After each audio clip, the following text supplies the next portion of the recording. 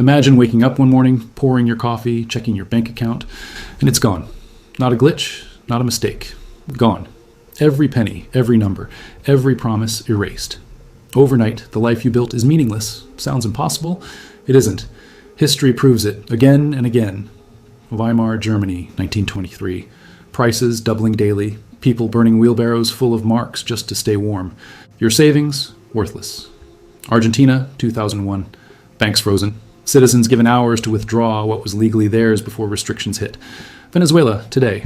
Inflation so extreme that a pack of noodles costs more than most people earn in a month. And Sarajevo, 1993. Gold? Useless. Lighters, medicine, practical skills? Priceless. You might think, I'm safe, my money's in a bank, my gold is secure. But what happens when numbers on a screen mean nothing? When the system collapses faster than anyone predicts? What if tomorrow your bank becomes irrelevant, your currency worthless, and all your carefully built wealth vanishes? Think about it. How would you survive? How would you feed your family? How would you keep warm, keep healthy, keep hope alive? Most people don't even consider it until it's too late. There's a pattern here. Always has been, always will be. Every time currency collapses, people who rely solely on banks lose everything. Those who survive, they rely on something far older than banks, far older than governments. A system that has protected ordinary people for thousands of years. The system doesn't depend on paper, servers, or promises. It depends on three things humans have always needed: tangible value, practical skills, and trusted relationships. Imagine this. It's 1993 in Sarajevo. Bombs are falling, snipers on rooftops, food scarce, water scarce, hope even scarcer. Families huddle in basements, whispering about survival. You have a small stash of money, a few coins, a bit of gold jewelry. But here's the harsh truth. The money is meaningless. Gold? Practically useless. The value of what you thought was wealth has evaporated overnight. What matters now are tiny, tangible assets. Soap, lighters, antibiotics, and the skills to use them. One lighter can be traded for a week's worth of food. One bar of a soap for medicine. It's not glamour, it's survival. And those who understood this principle survived. Those who didn't vanished into history. Now, let's take it closer to today. Look at Venezuela. Hyperinflation has made cash almost worthless. A loaf of bread costs more than a minimum monthly salary for many. People barter every day, coffee for gasoline, batteries for rice, firewood for water. Practical skills, plumbing, cooking, medical care, become more valuable than money. Imagine you're living there tomorrow. You have gold coins stored in a safe, alone, no network, no practical assets. How long do you survive? Compare that to someone embedded in a small, trusted community, trading skills and tangible goods. Suddenly, their odds of survival are exponentially higher. That's the ancient survival network in action. Let's break this down. Tangible assets, not gold in a vault, not numbers in an account. Real, usable things, land, tools, food, medicine, fire-starting equipment. During the siege of Sarajevo, Selko Begovic traded BIC lighters, bleach, and antibiotics far above the value of gold. A gold necklace worth months of salary. Practically worthless. A bar of soap or a lighter could buy weeks of food. Why? Because it solves real problems right now in real time. Skills are survival capital. Think about it. Farmers, carpenters, mechanics, cooks, nurses. People who could produce or repair something others needed. During the Great Depression, a carpenter could trade labor for food. A nurse could barter care for essentials. Victory gardens in World War II produced 40% of the U.S. vegetable supply. The math is simple. When money fails, production survives. And that leads to community. Trust becomes currency. People trade with those they know, those they trust. Communities with strong bonds survive longer, distributed food more effectively, and coordinated protection when chaos struck. Selko noted that the best trades were between people who already knew each other before the war. Without trust, even the most valuable asset is useless. Imagine you're isolated. You have gold in your pocket. No one will trade with you. You'd starve while a neighbor with chickens, a water filter, and a network of contacts thrives. That's the harsh reality banks never warn you about. Let's break this down. Tangible assets. Not gold in a vault. Not numbers in an account. Real, usable things. Land, tools, food, medicine, fire-starting equipment. During the siege of Sarajevo, Selko Begovic traded BIC lighters, bleach, and antibiotics far above the value of gold. A gold necklace worth months of salary, practically worthless. A bar of soap or a lighter could buy weeks of food. Why? Because it solves real problems right now, in real time. Skills are survival capital. Think about it. Farmers, carpenters, mechanics, cooks, nurses. People who could produce or repair something others needed. During the Great Depression, a carpenter could trade labor for food. A nurse could barter care for essentials. Victory gardens in World War II produced 40% of the U.S. vegetable supply. The math is simple. When money fails, production survives. And that leads to community. Trust becomes currency. People trade with those they know, those they trust. Communities with strong bonds survive longer, distributed food more effectively, and coordinated protection when chaos struck. Selko noted that the best trades were between people who already knew each other before the war. Without trust, even the most valuable asset is useless. Imagine you're isolated. You have gold in your pocket. No one will trade with you. You'd starve while a neighbor with chickens, a water filter, and a network of contacts thrives. That's the harsh reality banks never warn you about. Here's what most people don't realize. This isn't theory. History repeats with terrifying precision. Hyperinflation destroys currency. Paper wealth evaporates. Banks fail. And yet, the system humans have relied on for millennia, assets, skills, and community remains intact. In Zimbabwe, hyperinflation wiped out bank deposits, but people trading medicine, batteries, and fuel survived. In Turkey today, savings are eroding faster than wages rise. In Lebanon, bank accounts are frozen, and the currency lost nearly all value in 18 months.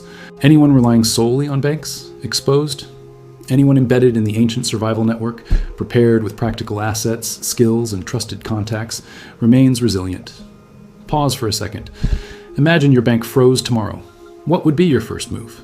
Your answer may reveal more than you think. Banks don't want you to know the system exists, because it doesn't generate interest, fees, or profits for them. The more fragile the system looks to you, the more they want you to remain confident in it. But confidence doesn't feed your family. It doesn't purify water. It doesn't heal a wound. Numbers on a screen? Meaningless when society falters. The people who survive don't rely on a bank or gold or digital numbers. They rely on preparation, on assets and skills with real-world value, and a network of trusted people. Pause. Think.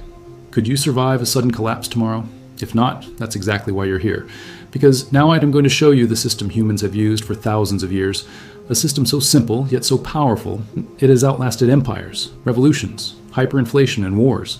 By the end, you'll know exactly how to position yourself so that when banks fail, when currencies collapse, when chaos hits, you're not scrambling, you're thriving. Comment now, what would you prioritize first? Assets, skills, or community? Think carefully. The person who understands this system has already survived crises that destroyed fortunes and lives. And now, I'll show you exactly how to replicate that step by step for you and your family before it's too late. Stay with me, because once you see the system, the way forward becomes undeniable. Now, let's uncover the system that has preserved survival and wealth for thousands of years, long before banks existed, long before governments printed digital numbers. This system is simple, proven, and shockingly effective. I call it the ancient survival network, and it's built on 5 pillars. Each one strengthens the others, creating a shield no collapsing bank or worthless currency can pierce. First, tangible assets. This isn't gold in a vault or numbers in an account. It's things you can use, consume, and trade when society stops functioning. Food, water, fire-starting tools, medical supplies, and land that produces life. During the siege of Sarajevo, Selko Begovic traded BIC lighters, soap, and medicine far above gold's value. A gold necklace worth months of salary, almost worthless. A bar of soap or a lighter could secure weeks of food, fire, and water. Why? Because these solve real, immediate problems. Here is the truth most people ignore. Your wealth isn't T what A or S in the bank. It guess what keeps you alive when money fails. Second, skills. You're more valuable than you think. Farming, carpentry, plumbing, cooking, first aid, mechanical repair. Skills that produce real value can't be devalued. During the Great Depression, a carpenter or nurse traded labor for food or shelter. During World War II, Victory Gardens produced 40% of U.S. vegetables. The math is simple. Production survives. Money dies. What can you do today that others cannot? That skill may become your currency tomorrow. Third, community. Trust becomes currency. Relationships built before crises are lifelines. Selko emphasized that the best trades were with neighbors and friends known before the war. Communities organize food, security, and support when chaos strikes. Without trust, even your best assets are useless. Imagine having gold in your pocket with no one willing to trade. You starve while a neighbor with chickens, a water filter, and a network survives. Fourth, barter readiness. When money collapses, society reverts to direct exchange. Fishermen in Venezuela trade fish for rice. Coffee buys gasoline. Soap, batteries, lighters, and medicine become currency.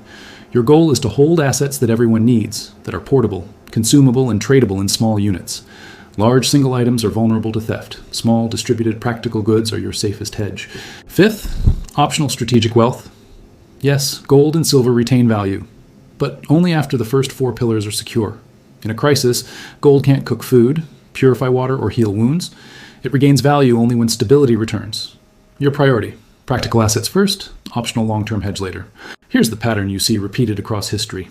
Weimar Germany: paper wealth evaporates, tangible assets survive. Argentina: banks freeze deposits, but farmers and tradespeople survive. Zimbabwe: hyperinflation wipes currency, practical goods and skills maintain survival. Turkey and Lebanon today are unfolding similar patterns. The lesson? Banks and paper money are fragile. Assets, skills, and trusted networks endure. Let's get practical. Step 1. Acquire productive land, even a small plot or balcony garden. Learn to grow food that feeds your family. Step 2. Develop high-value skills: gardening, carpentry, mechanics, cooking, first aid, medical knowledge. Step 3. Stockpile practical goods: medical supplies, hygiene products, batteries, fire-starting tools, preserved foods. Step 4. Build relationships in your community. Identify neighbors with skills, resources, or complementary assets. Form trusted networks. Step 5. After the first 4 pillars, optional long-term hedge: gold or silver for post-crisis stability. Small steps today create enormous advantages tomorrow. Pause and imagine this. Banks collapse across major economies simultaneously. Your digital accounts are frozen. Your paper currency is meaningless. And what now? The person with gold alone panics. The person with skills, practical assets, and a trusted network acts decisively. Food is grown. Water is clean. Medicine is available. Trade happens. Life continues. That's the power of this system.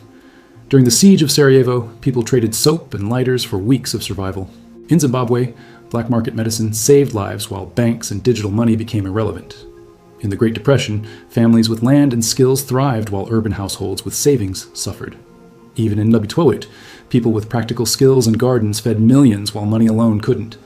Every example reinforces one principle: preparation, not speculation, determines survival. And here's the part most people miss. The ancient survival network doesn't just protect you from collapse, it gives you options.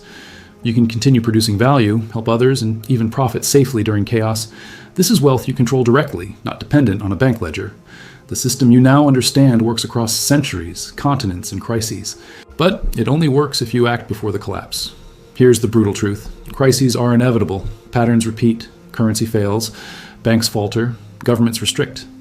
But if you prepare using tangible assets, skills, trusted networks, and practical barter goods, you aren't just surviving, you're thriving. You now have the blueprint. The choice is yours. Build it today, strengthen it tomorrow. Protect your family before chaos hits. Hit subscribe and turn on notifications, because the next video will show exactly how to structure your assets, skills, and networks step by step, so that when the system collapses, you are not just surviving, you are unstoppable. Don't wait. The patterns are already unfolding around you. The question is, will you be ready, or will you wake up wishing you had listened?